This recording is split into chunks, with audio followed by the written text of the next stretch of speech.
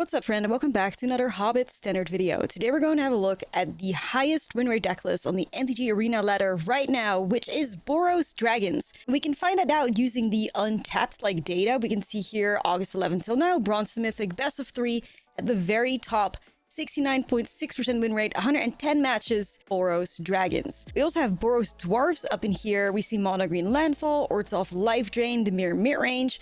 But the dragons are at the very top. And before we get into the deck, I'll also show you my win rate with deck list. And my goodness, it was unstoppable. A 12-3 record with this deck list, getting me into the top 500 mythic again. So I can definitely give this deck list my stamp of approval. Let's have a look at the cards that we're playing right now. So Boros Dragons, we have a lot of dragons. We have a lot of ways to get those dragons into play faster. The most important ways to do that are Momo Friendly Flyer and Sarkhan Dragon Ascendant. Because these dragons are pretty expensive, these cards are crucial to have in your opening hand, at least one of them. Momo Friendly Flyer is a 1-mana 1/1 with flying, and the first non-lemur creature spell with flying you cast during each of your turns costs 1 less to cast. Whenever another creature you control with flying enters, Momo gets +1/+1 until the end of turn. Then we have Sarkhan Dragon Ascendant, a 2-mana 2/2. When it enters, you may behold a dragon. If you do, create a treasure token. Whenever a dragon you control enters, put a 1/1 counter on Sarkhan, and until the end of turn, Sarkhan becomes a dragon in addition to its other types and gains flying. So the cheapest dragon we have in the entire deck is Clarion Conqueror. This is a 3-mana 3/3 with flying. Activated abilities of artifacts, creatures, and planeswalkers cannot be activated. This is really great against cards like Kaito, but of course also like the Green Landfall deck list really suffers under this card being on the battlefield. Another dragon that we could technically fire off for 3 mana is Nova Hellkite with its warp cost of 3, and also just hardcast it for 5 on a later turn. It's got flying and haste, and when it enters, it deals 1 damage to target creature and opponent controls. There's a lot of aggression in this deck. We see a lot of dragons with haste. This is also where Lorehold the Historian comes in. This is a card that's in Boros colors. It's a 5-mana 5/5 with flying and haste. Each instant sorcery card in your hand has Miracle. At the beginning of each bonus upkeep, you may discard a card. If you do, draw a card. Another dragon with haste that's also treasure payoff is Smaug the Magnificent. 4-mana 4/3 with flying and haste. Whenever Smaug attacks, he deals damage equal to the number of treasures controlled to any target. And at the beginning of upkeep, create a treasure token. Now, no dragon deck list is complete without the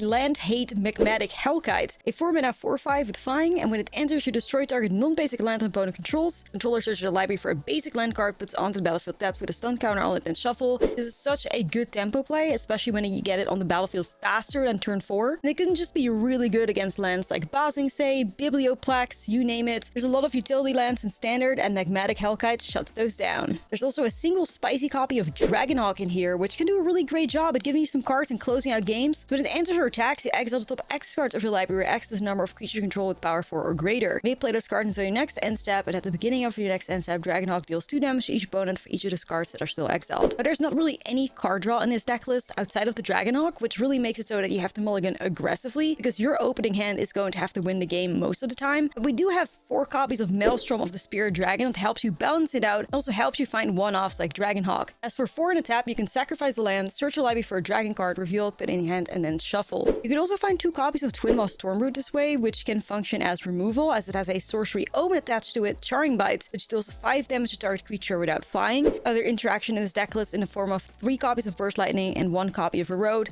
There's a lot more in the sideboard as well. And one thing that surprises me about this deck list is that there's a really spicy copy of Monica Rambeau in here. Personally, I wouldn't have included that in my dragon deck list, but there have been scenarios where the card feels like it has a purpose. So the Monica Rambeau is here to stay. And then the last card we haven't mentioned yet is 4 copies of Voice of Victory, where opponent cannot cast spells during your turn. Super valuable effect. You kind of almost always want such an effect when you're playing white in standard and you're playing creatures, of course. And one of the main dragon payoffs in the deck outside of everything is, of course, the Cavern of Souls. We can choose dragon, and then our dragons cannot be countered anymore. So with that being said, let's dive into the gameplay here. I had an incredible 80% win rate with the deck list. It's the highest win rate deck in Mythic right now, so let's check it out together, and don't forget to like and subscribe. Well, I think any opening hand with Momo and Sarkhan in it, you kind of just keep... What was our rank when we started this? 95?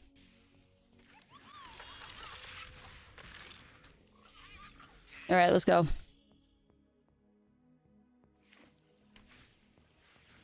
Holy shit, the Momo mirror.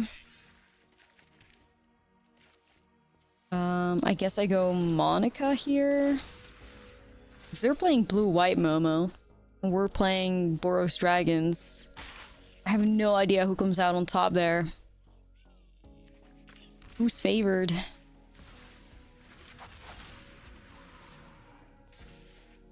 I for real don't know. Ah, what the fuck. The good guys, yeah. The dragon players.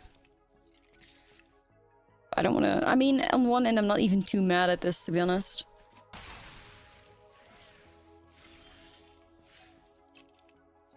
Go, girl, give me nothing, I guess. Go, girl, give us nothing. Yeah! It's a tricky one. I could block it, but I don't know. I can only hope that maybe they're stuck here. I mean, I kind of doubt it, but maybe. Steam Ripple Momo. Sure. The Momo mirror. Darken is good. Let's go Dragon, Momo. For any Hobbit lore heads in here, I just played a draft game where I had Gandalf Sparkstart on field, and I got to play Pinecone Strike. Kill an opponent's warg. That's sick. I'm sure that's a perfect lore, lore opportunity there. Great lore moment.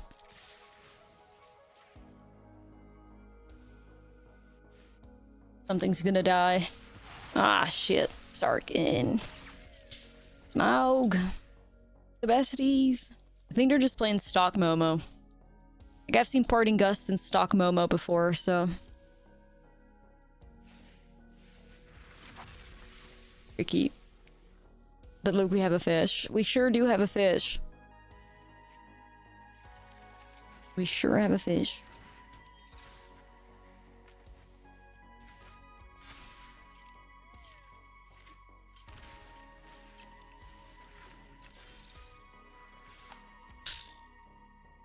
Five coming in again.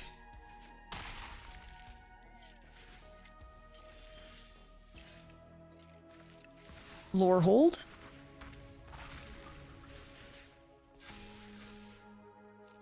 I feel like I just go in with these guys. I mean, if I go in with Momo, then that's like a forced block, you know?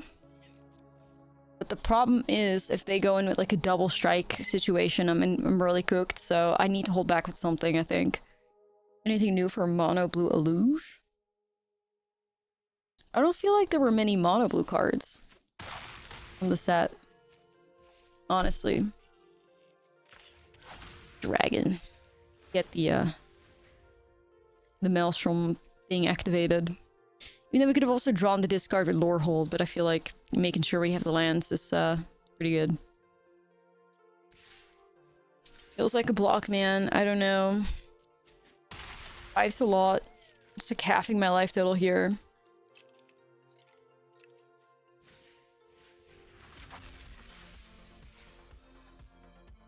Lorehold Historian.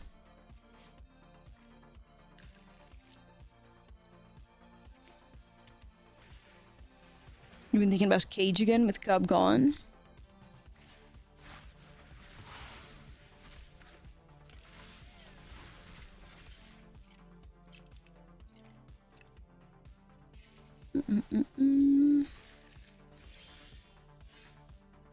Enigmatic Hellkite.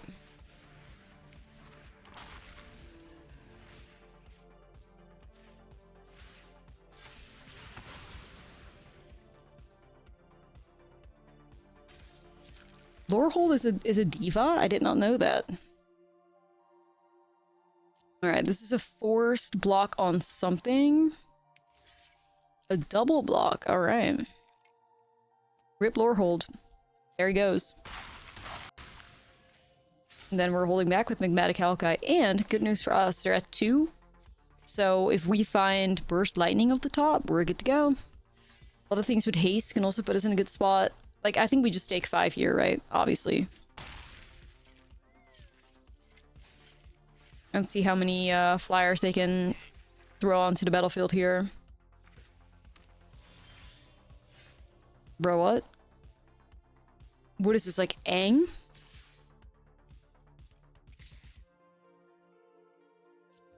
Settle the wreckage? If it's settle the wreckage, I'm uninstalling. If it's settle the wreckage, I'm uninstalling instantly.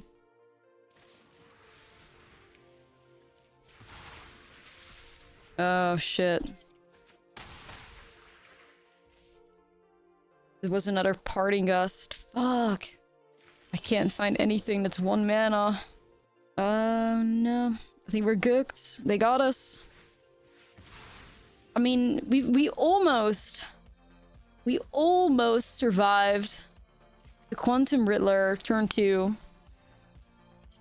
But not quite. 1 mana Dragon Challenge? I know. Nah, that sucks. Man.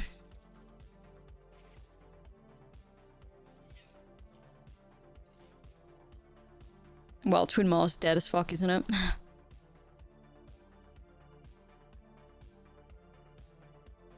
Okay. Here we go. We can do this. That was a really, really close game when they had such an aggressive start. So we can be quite like proud of that one. There are some green flags in here.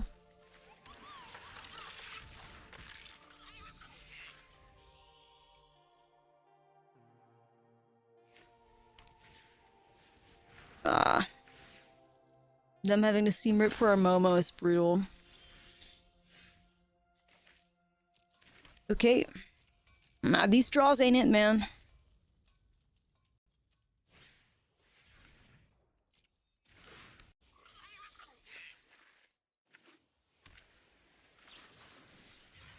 Yeah. Monica?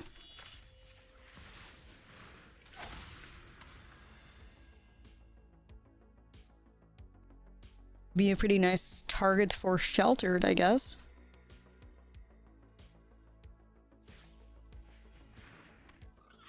If I transformed a card with Sheltered on it, what happens?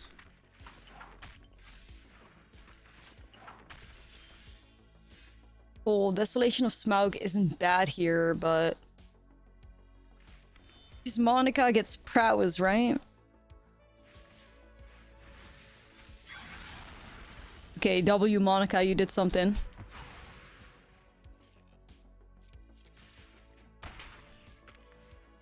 Okay, I see.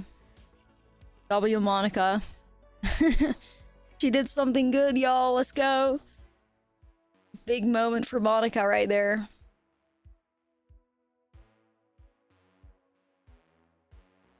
Transform flips, doesn't exile self, so you're safe. Right, right. Yeah, I guess there's a difference between like transforming into exile and just like a... Yeah, an honorary dragon, Monica Rambo. Ooh, be careful with that one. You're gonna give me the backside for free, dude. No way. I can't believe they just gave us that, for real. What the fuck? Now why would they do that? Oopsie. I don't think I'm gonna use Sheltered right now. Oopsie. Aang helping out Monica here. Not the best place to be at. Okay, she got Hexproof though. Whenever you cast an increased spell, it won't count on each other creature you control. Right, right.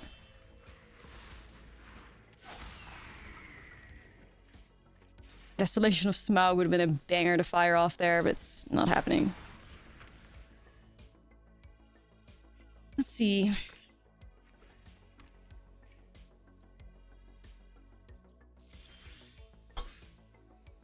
Aang is definitely going to try to go after the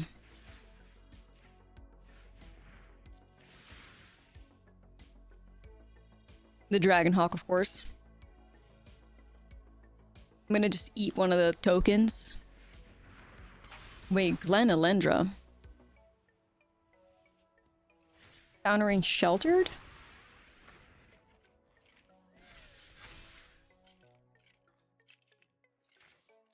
Okay.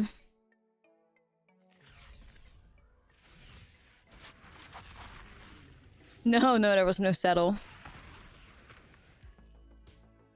Is this ever just swing with everything moments? Or swing with just Dragonhawk? Like, what is this?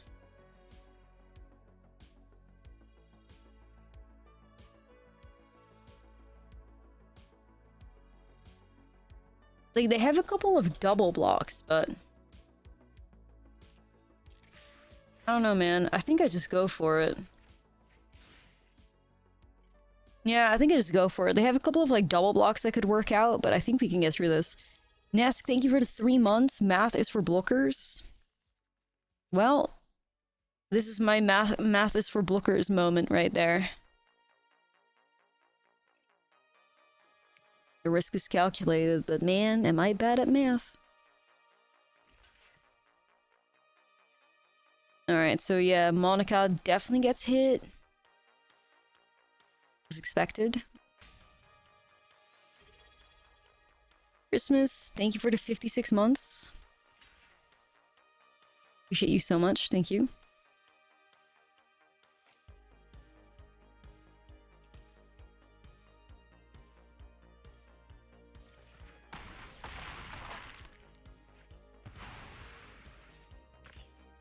I'm gonna develop this Momo right here. We drain him for 3. Or 6, sorry. 2 times 3, of course.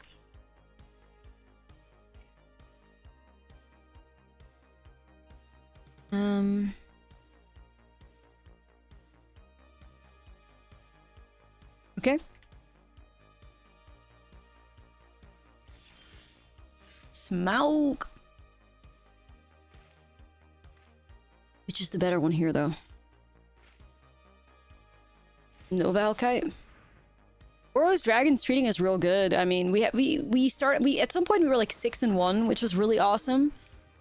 So we're kind of trying to just like vibe, I guess. I mean, I know this Dragonhawk is gonna get hit by Aang. Like, I know it is. But I just need to attack with it, because then I get, like, the drain value out of it, so...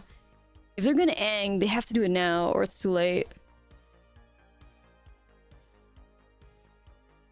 You gonna check out the Chaos Drafts? You have fun? I sure did. Sure did. It's quite challenging, but a fun challenge with great people, so yeah, I had a really good time.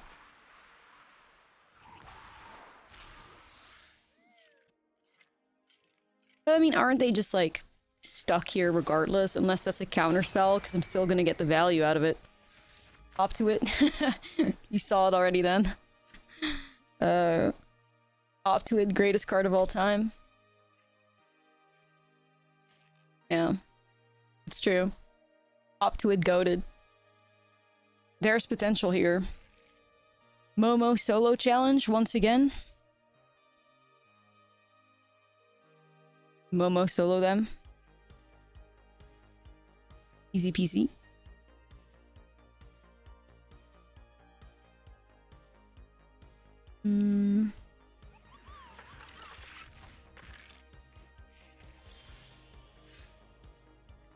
We get Momo. Tornadoes here? No, no.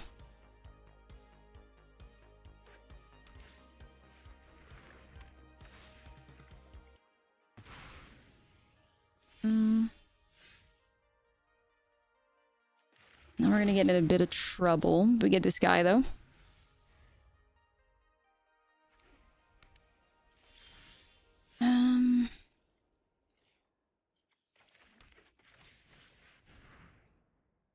Is the meta still Jeskai stuff? Not really, I'd say. No, not really. Okay.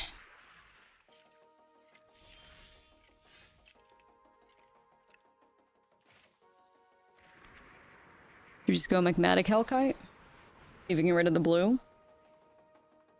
We're gonna try it.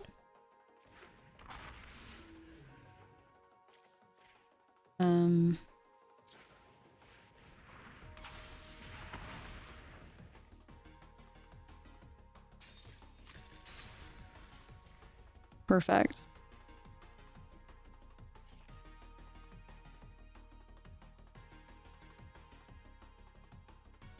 Best of one is a lot of red aggro. Yeah, and you always have auras and best of one too, of course, you know.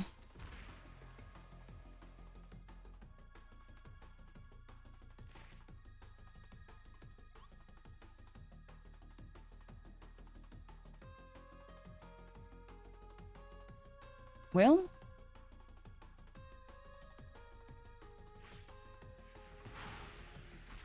They are just so determined to get some value out of Aang, like... Okay, I've never seen Aang cook this hard. Or try to, at least. Make an attempt to cook that hard. What the hell?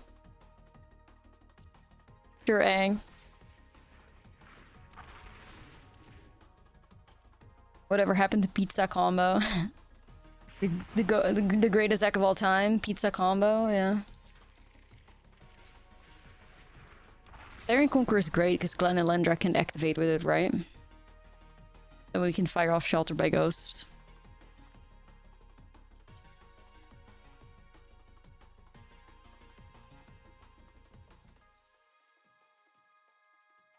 They got 3 mana up. You could technically... Oh my god. Alright, chat. Aang is just being something else. Aang is being something else. Bonnie got 1 Aang and a Daydream. Ah, you're right. They got 1 Aang and a Daydream. Honestly, best like line that I've heard all day in the chat so far. That was quick thinking. Alright, so what are you gonna do? You're gonna pick up Seamrip and delete my Sheltered by Ghost to buy back Aang. Somebody do the math on how many Aang ETBs have happened this game, because I swear to god, it's kind of crazy. Christmas, thank you so much for the gifty. Appreciate it so much, thank you. Oh my god, guess who's back? Oh no, wait, oh my god, it's Aang again? Dude, no way. Holy shit. When is it enough, Aang? Honestly.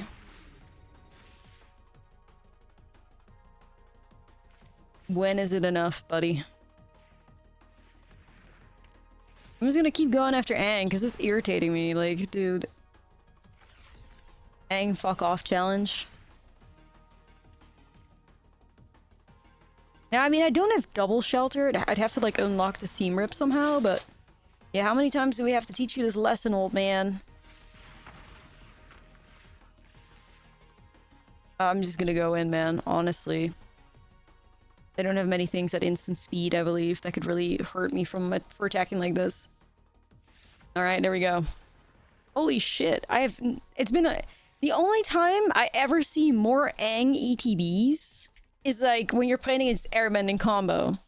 Sometimes these opening hands, though, they're not for the faint of heart. They really aren't.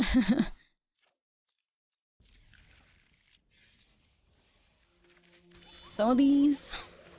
This looks good, though. We have, like, Momo and Sarkin. It's really sweet. Siren. So, are we working with the mirror here? I guess we may be. Mirror mid.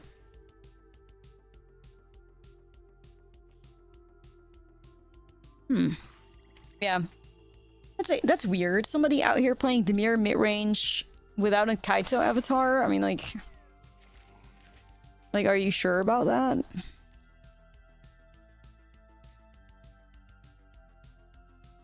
Seems like a misplay not to have a Kaito avatar going for you.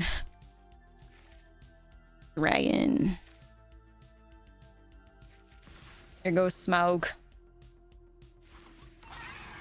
I think it's gonna be Floodbit Drowner. If not, I'm pinging away to Siren, but I think it's Drowner.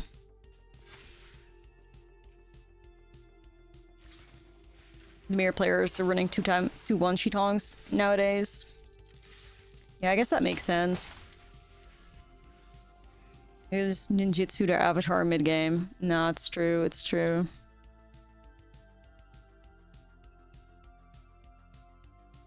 No Kaito is the reason for 96.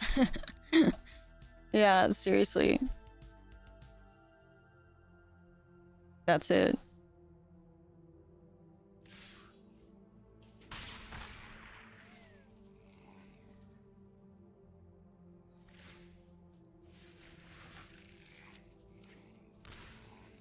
I mean, was kind of expecting that, I guess. I was thinking about maybe setting up Conqueror first in case they had the Floodbit Drowner, but it's okay, I guess. I think we'll still be in a good spot. Stumpy 10 stream streak, thank you so much. And one of the greatest things about having access to Clarion Conqueror chat is that Kaito does not work. Kaito does not work. Map tokens do not work. Floodbit Drowner shuffling back into the deck does not work.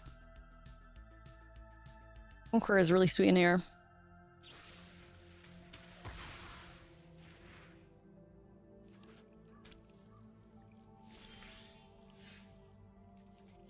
Got a Sarkin. Now, the only downside to Sarkin is, of course, that our treasures also don't work. But, you know, we can maybe put those to work with like, you know, our good friend Smaug, I guess, whenever he wants to show up again. Hey, Surku. Our good friend Smaug.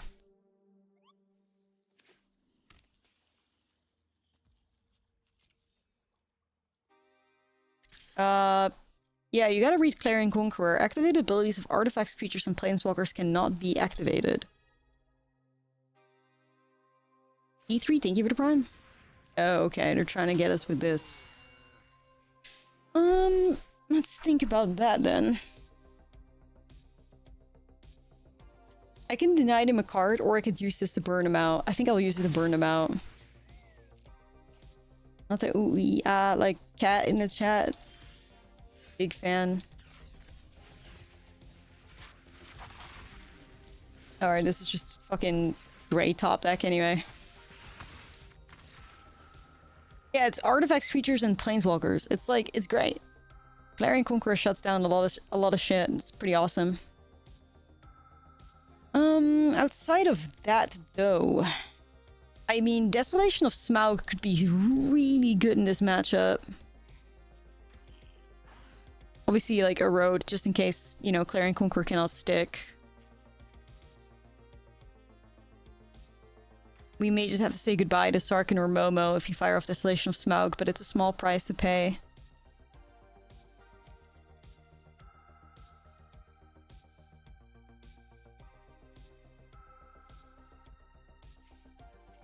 Try this out. Yeah. Let's try it. Reading the card doesn't always explain the card sometimes. Somebody should tell Prof. But it is true.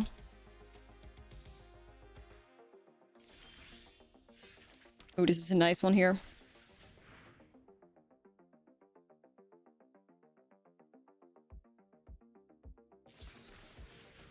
That's fine.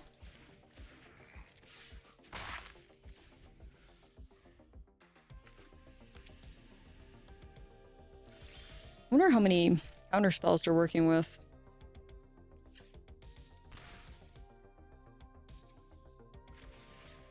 Let's shut them down a bit.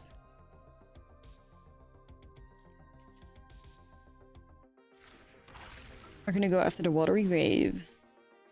The awkward thing is actually... well, no, it's fine.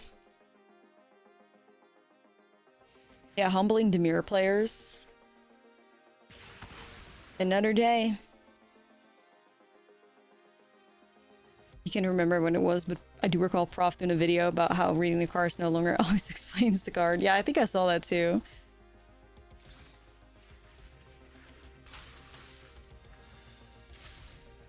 Whoa, Wondrous Wasp.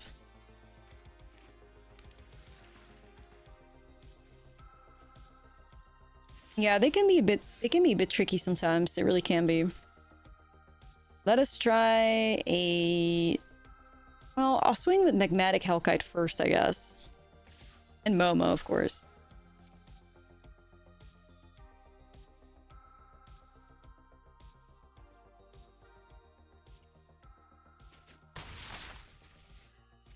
Step 2 would be Sarkin to reveal... I don't know, Dragonhawk maybe? mean, I could have also just hold that one, but I want to get in their heads. I want to get this Smaug to resolve. I want him to hyper-focus on not getting this Dragon Hawk to stick, so that hopefully, Smaug thrives. Is it smart? Maybe not. Maybe not. Maybe they're watching the stream. Maybe they know. We're gonna try. Be afraid, opponent. Ooh. Discarding or removing Mechmatic? Okay, that's fine.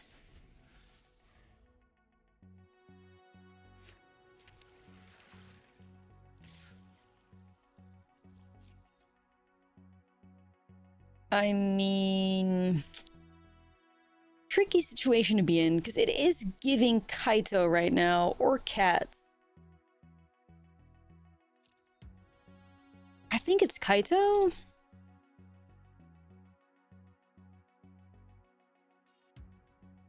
But I just kill him with my flyers if it comes down to that, so... Well, of course opponents could then just flash in the Wondrous Wasp again, but...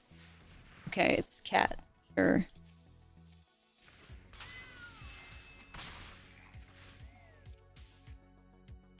It's fine. Let's go in with Smaug. You can ping away the Wondrous Wasp here. Pretty good attack right here, I'd say.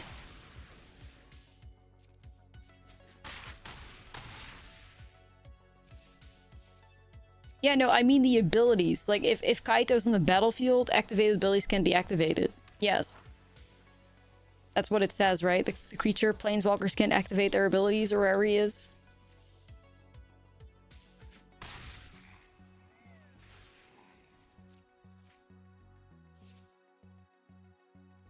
Flying cats, yeah.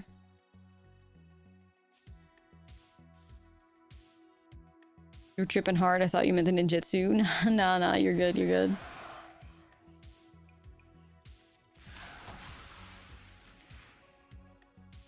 Well, opponent, that does allow me to ping away your curiosity.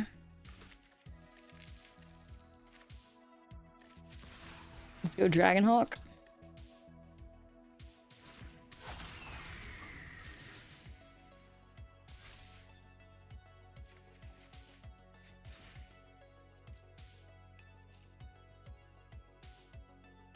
I mean, this is definitely a Drowner, right? Mm-hmm.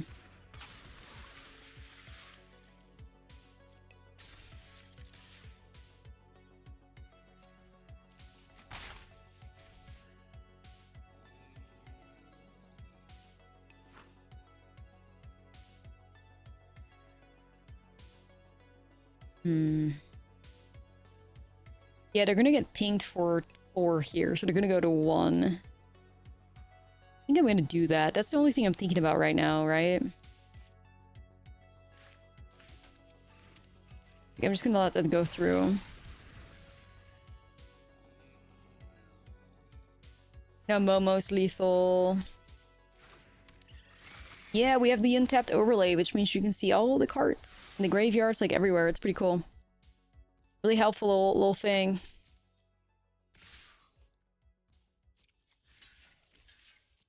So opponent's gonna try to deal damage with the Drowner, then maybe shuffle Smaug back in.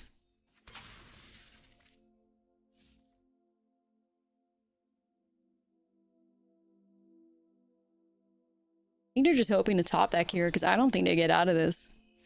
There we go. Easy clap. Easy clap, Demir. The new YouTube video is the Frostbird deck list. So hey, if you want to be a real one and support it, be my guest. This is keep. You are seen. You are seen. Spoilies.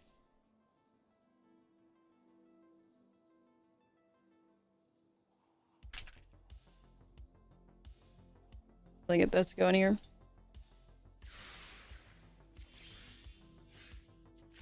All right. Yeah, I'll probably yap a little bit more about my experience, unpack it up tomorrow, but so that people have time to watch it without getting spoiled. But was pretty cool. It was pretty cool. Hey, you watch the stream first, and then you check out the YouTube video, of course. The stream is live. You can watch the YouTube video always. Nah, you're good, Steady. I appreciate the hype. Thank you so much.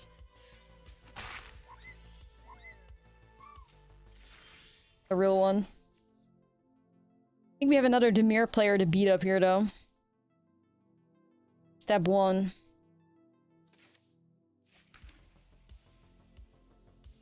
I mean, a Nova Hellkite seems really nice on the Dream Beavers.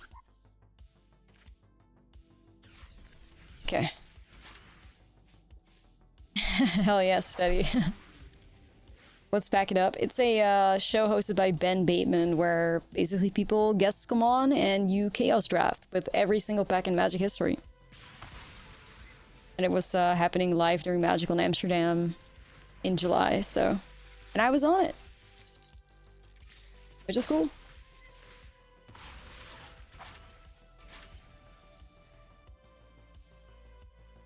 The Demir players are breaking the rules, not using Kaito Avatar. I know, right? Like, that's why they're all losing, no jinx. Why they're all losing, because... You know? You got some interesting packs. Deadass did not like, I recognized the names of some of the packs I got, but you know what was in it? Like, I was like, bruh, I don't know.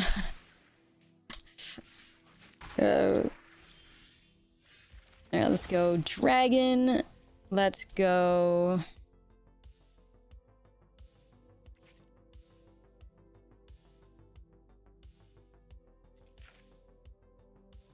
Yeah, I tried to put my poker face on for that one.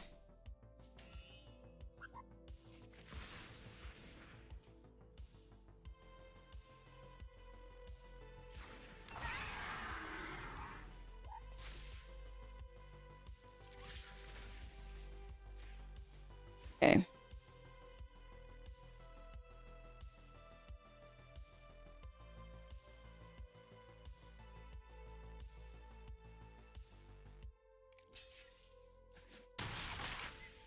Looks good.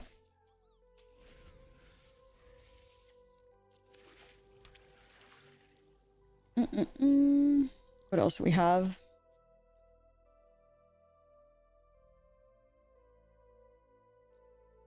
Yeah, I'm like low-key working on something, or I'm trying to make some cool thing happen with myself involved as a host, but I can't say anything about it because it's up in the air. It needs to be approved, but a lot of cool shit potentially happening in the future, I hope, so. We'll see how all that goes. Wait, I want to play that badly. I think I gotta slam Voice of Victory first here, though.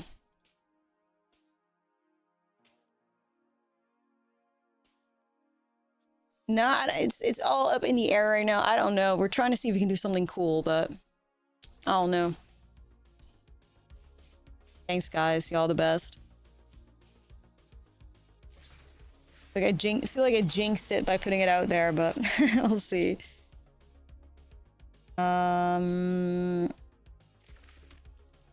Go here. Damn, Smaug is gonna start killing it this game. Taking away Fluffy Drowner, I think. Nah, we'll see. For real, for real. We'll see. Burn a Sage to prevent the jinx. Thank you, me too. It'd be really cool if the idea got approved, but yeah. It would be like a 2027 thing, if anything, so... Far into the future. My first Magic set? I played... First time I started playing was 2018. So, yeah. I think the first pre-release I went to was Guilds of Ravnica. Anything before that, I may know some cards through like older formats, Pio, Modern, like whatever, Arena, Historic, but not too familiar with the packs and stuff. Guilds was your first 2A. It's always crazy because you're like, oh yeah, I'm literally a baby within the community. I started in 2018, and then you realize it's like, man, it's already fucking 8 years ago. It's like the realization of that sometimes is really crazy.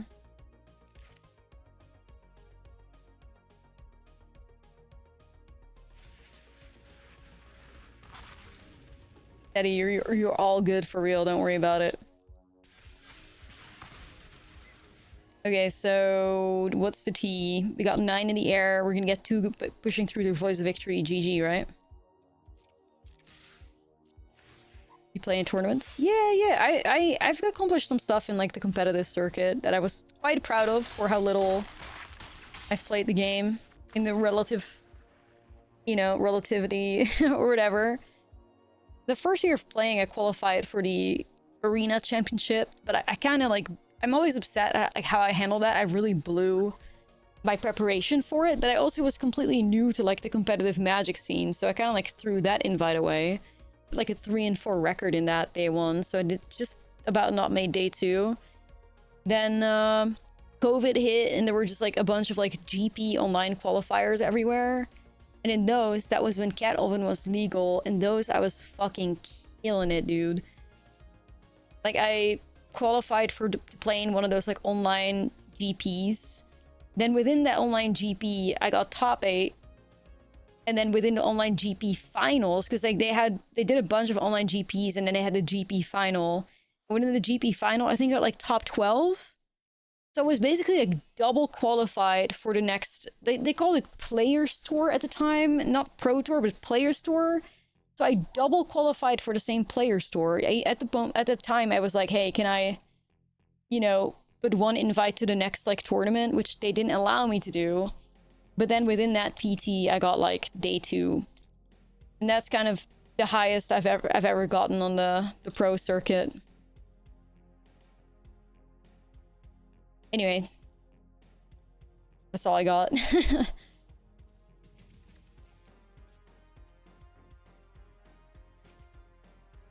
Thanks for coming to my TED Talk.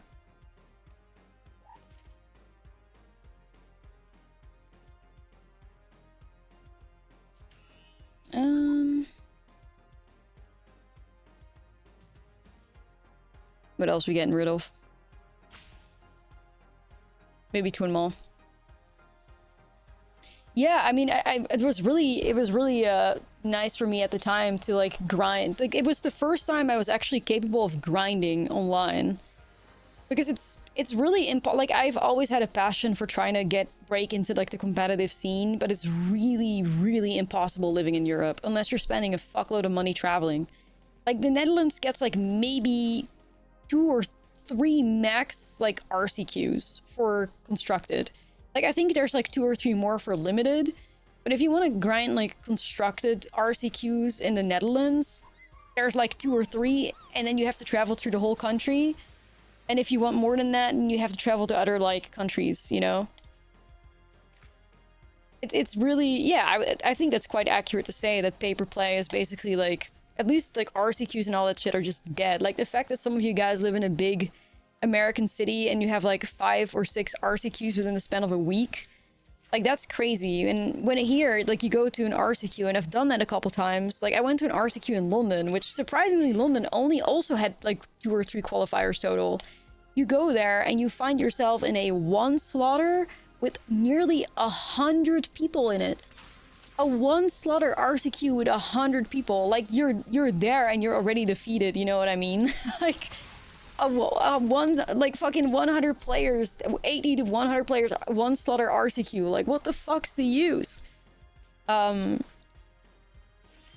been really, yeah, that has been really impossible. And honestly, like, I've just kind of grown exhausted with trying to break into the circuit. Like, 1 slaughter, that basically means that the only person that gets an invite to the regional championship is the one that wins it.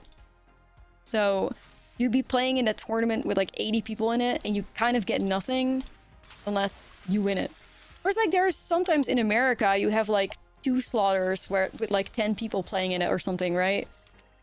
So that's good chances. I think one of your best ways to qualify in Europe is going to like an RC and then just trying to do like the play-in tournaments like on site. I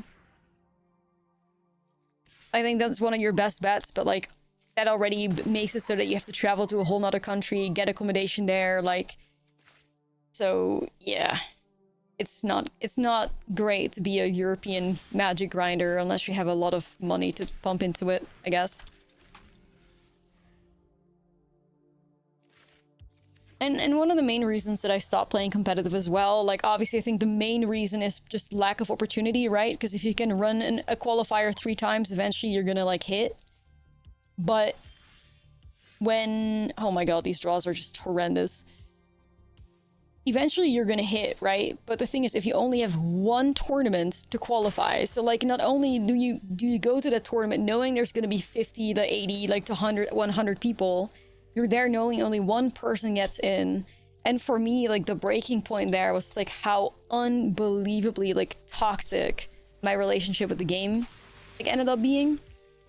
So that was also like a breaking point for me where I just realized like I have to stop playing competitive right now or I'm actually going to be done with this game within the span of a year. Like the pressure that it put on you. Like imagine having the draws that we did when you've gone out of your way, you traveled for 2 hours. This is the only RCQ you can play the whole season and you draw like this. Like that's a very quick way to never want to touch Magic the Gathering again. Like a very quick way. Yeah. And at the end of the day, I would much rather be a streamer than a pro Magic player, so... It also happen to your opponent, though. Yeah, of course, but like, the thing is, for me personally, my relationship with the game through playing like such high-stakes tournaments became unbelievably toxic, right? I just had to stop. And if ever an opportunity arises, like if I'm at a Magic-Con and there's like a standard tournament or something, like hell yeah, I'll play in them. Like I had a really good experience in Chicago back then, playing a standard like tournament, which was cool. But anyway, rant over. I do love competitive Magic, but it's just a bit difficult.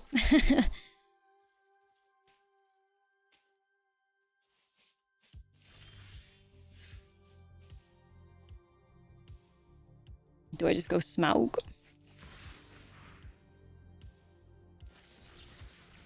Sure. Yeah, no, seriously. It ain't easy. It ain't easy for real. I'll hold back with Magmatic Hulk a bit because I'm scared. So I first saw you when you played in community college. Did you watch the Either Drift video where I drew 4 copies of Race the Past? And like I had 3 mana available. That was peak. That was seriously peak.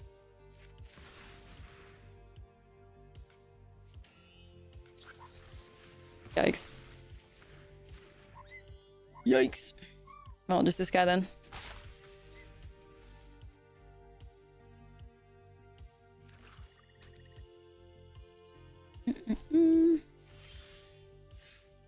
Go for pro Magic players versus streamers.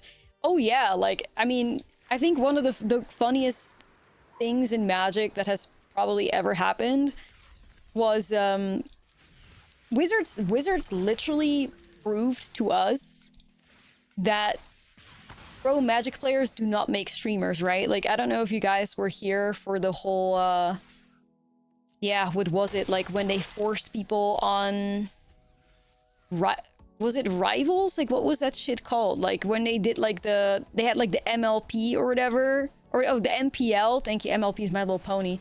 They had, like, the MPL, and they basically, Magic, like, the people that were in it had to stream. Because they wanted the personalities, people to, like, root for the personalities or whatever. And it just, nobody watched. Like, it was a whole flop. It was a whole flop. Like, a pro player does not automatically make you a good streamer. That's like thinking pro athletes would make good teachers or commentators. Yeah, like it just didn't work out. The skill set between playing a pro Magic player and a streamer are vastly different, or like content creator in general, you know. But I do think in recent times we've seen a lot of pro players trying to become like content creators, because I think it is just currently the best way to make money playing Magic. So that's been an interesting development to see over like the recent times as Wizards like cuts off, you know, money from the competitive circuit, that you see pro players wanting to make content now. Interesting developments. Anyway, another win here. Yeah, I think Jim is a great example of not only a great player, but also a great content creator for sure. We're 11-3 right now. Like the deck just doesn't want to stop winning, so that's kind of why we're just going, I guess. I don't mind. I mean, I'm not gonna take these wins for granted, you know? But yeah, the second we get a loss, we'll move on, but currently chilling. You live in the Netherlands and the only thing that are played in 4 stores nearby is Commander? Yeah. For sure.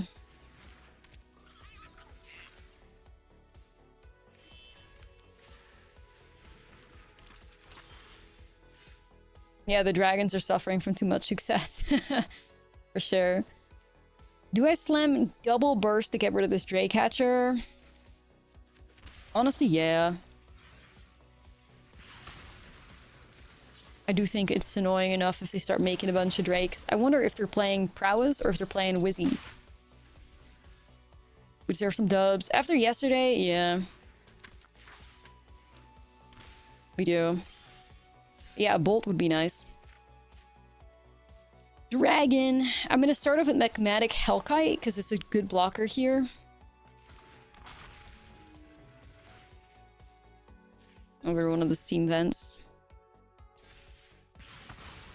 Alright. There's banger here. See if they can deal with my Hellkite.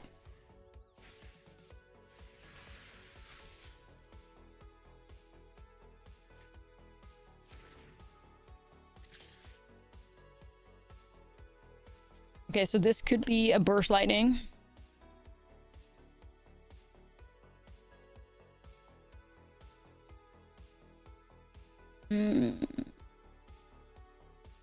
Fuck, this is really difficult. Because then it goes to 5 toughness as well.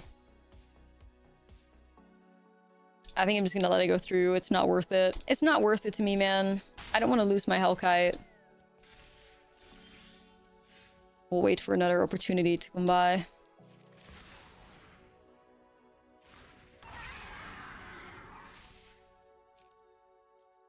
I think I'm just gonna run it like this. I'll play it safe and hold back with Momo. Bro. Okay. Right.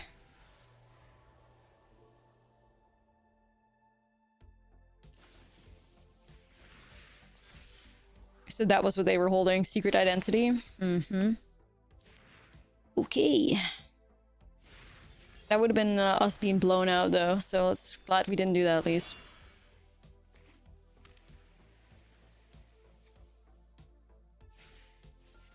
Dude, this looks a lot like the Wizzies. Damn, this makes them make 2 Drakes. Ooh, go girl, give us nothing. My god.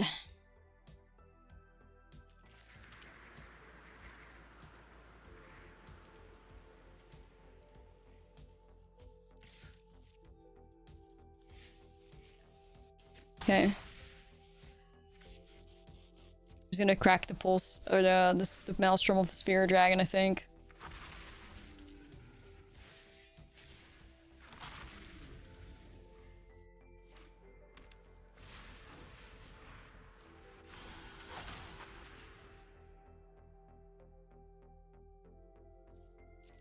Yeah, it's gonna be tricky, this one.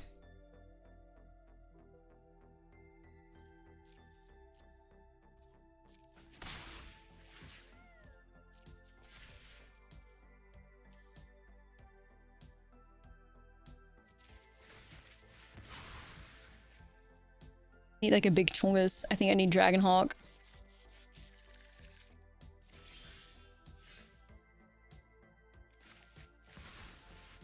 Yeah, Gandalf Goblin's Bane is a cool card, for real.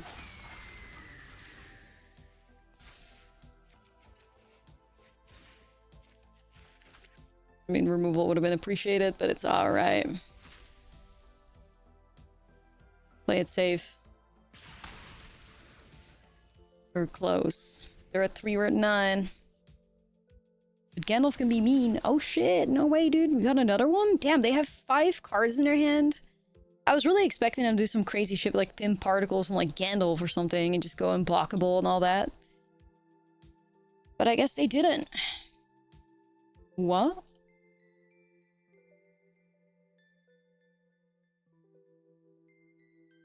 Guess they didn't. Should play this typo negative banger. Okay, let's go with the Seam Rips, the Sheltered, Desolation of Smaug.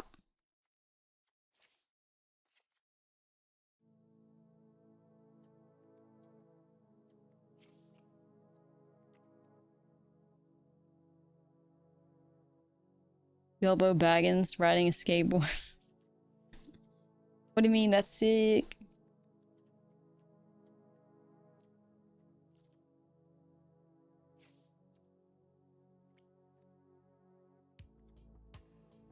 Three HP Smaug trades poorly. What do you mean?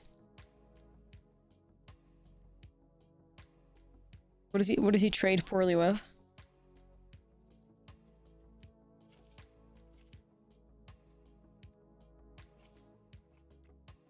I think we're better off going a bit lower on some of these guys right here. 61 special for good luck. There's an urge.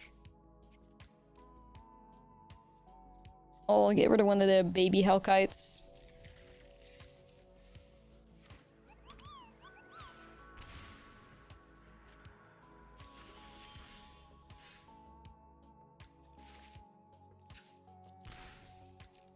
Exhibition tide color with the wizard staff. Oh, no way. The Ultra Mill. Oh, you mean a secret identity interaction? Yeah, possibly. I mean, there's not much to be done about that, though.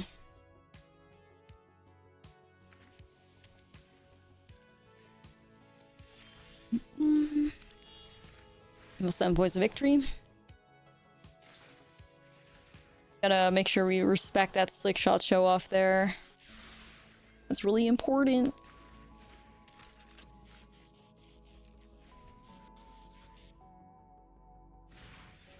They probably only have 2 secret identities in 75. Yeah. Amazing.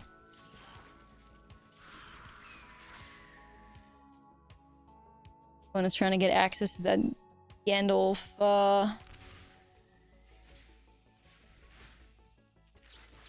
Gandalf's good stuff. So this has to be the protection spell then, else there's no way to fire this. Yeah, alright. Well, this is gonna hurt a little bit. But we will recover with, I don't know, Sheltered or something.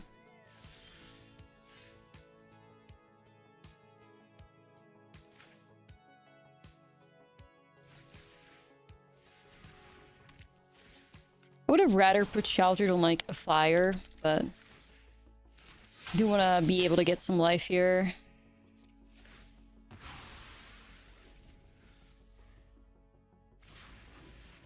Is Practice Offense overkill in this deck? I have seen people do Practice Offense in Dragons before. I think it's not needed, but if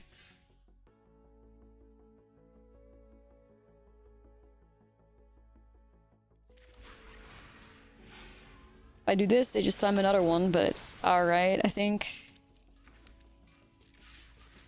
Second Gandalf makes me feel a little bit worse about me using Sheltered on a slick shot, to be honest. I'd rather use Sheltered on a Gandalf.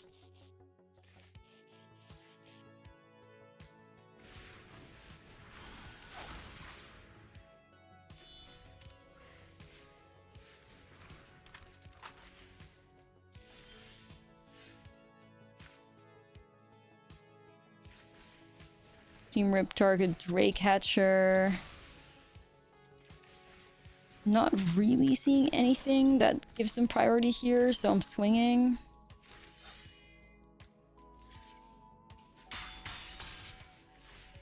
Right. I think the wizard deck is fun. I think the wizard deck is fun. I think the wizard deck can win. I don't think it's like a meta deck or anything. It's definitely an off meta deck, but it's a cool one.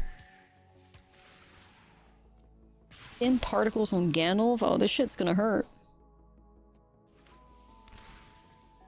The wizard staff is 100% bait. Like, people always try to, like, somehow convince me that it isn't, but I swear to God it is. It's so much bait, it's insane, but people are not ready for that conversation.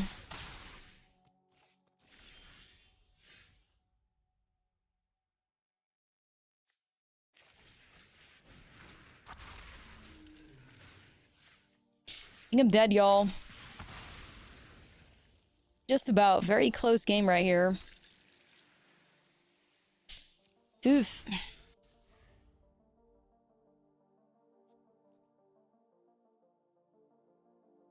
Yeah, no, that's how I feel about it too. Just use prowess creatures. I don't know. Simple enough. Alright, that kills me.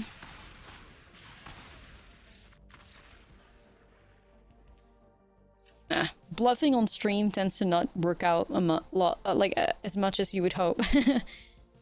You know? This looks pretty solid.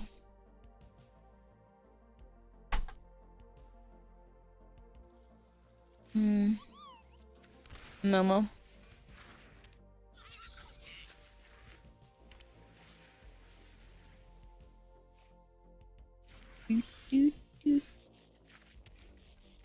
I think I'm just gonna go in.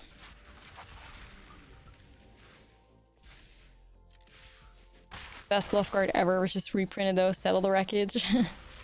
Yeah, that's true. That is very true.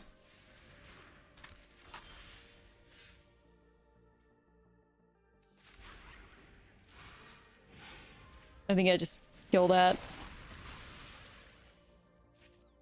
I'm okay shocking this in though.